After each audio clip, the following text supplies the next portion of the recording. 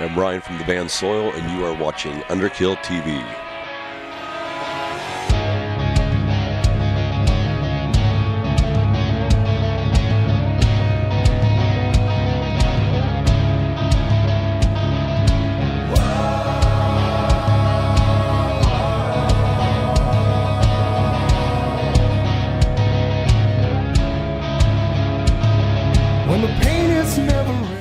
Welcome to Underkill TV. I'm joined at Hard Rock Hell here by Ryan from Soil. How you doing? Welcome to Wales. Good, man. I'm doing very good. Thank you. What's it like to be in Wales, and what do you think of the layout of this festival, Hard Rock Hell, with sort of like a metal boot camp, would you say? Everybody sort of all on one site, everything's on one site. The weather can't spoil the weekend, so...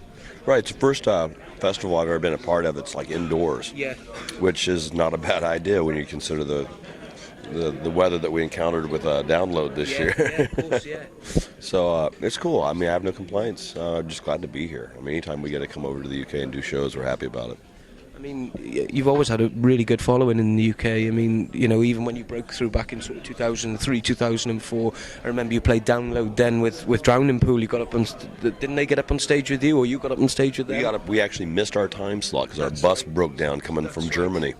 And we'd known those guys for some time and were good friends, so they invited us up on stage to do, I think we did Halo with it, yeah.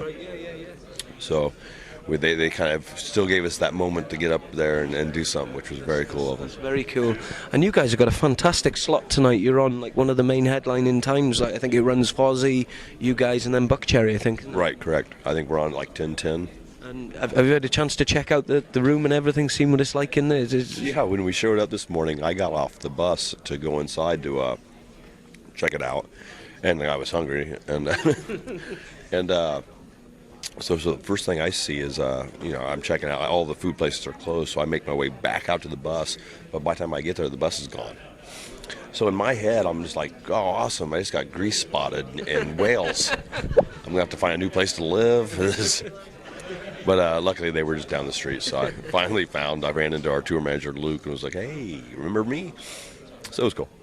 Awesome stuff. And what's the plans for you guys? Obviously we're at the end of 2012. What's the plans for Soil in 2013?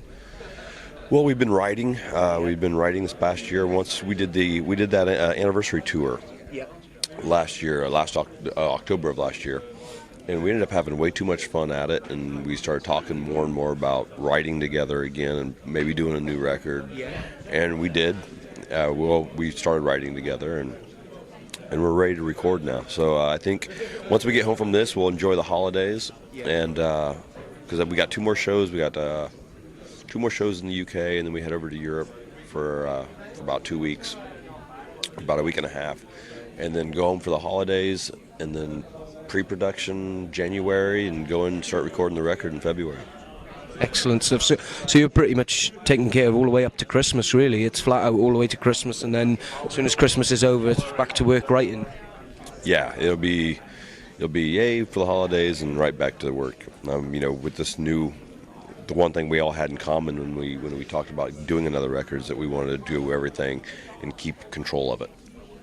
From the writing process to who we recorded with, when we recorded with them, how we recorded with them, to the publicity, the marketing, the manufacturing, the distribution of the album, we wanted in our hands.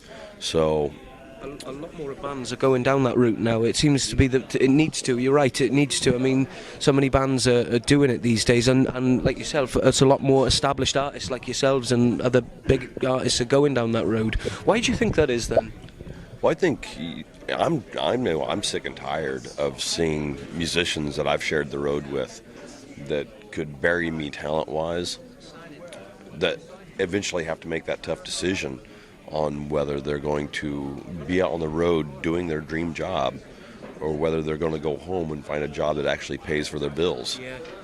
And people don't really realize that just because your CD is on the same shelf as Metallica, it's not everybody's making Metallica money. Exactly, yeah.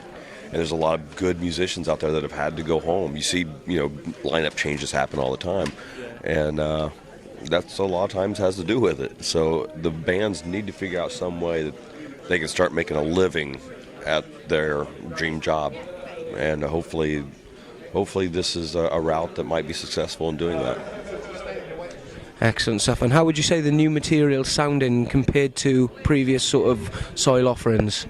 I've let a few people take a listen to a couple of the little tidbits here and there, and of just like the rehearsal room, like in the process of writing, just throwing it. We just record a little bit here or there, and the opinion so far is this is the album that should have came after Redefine.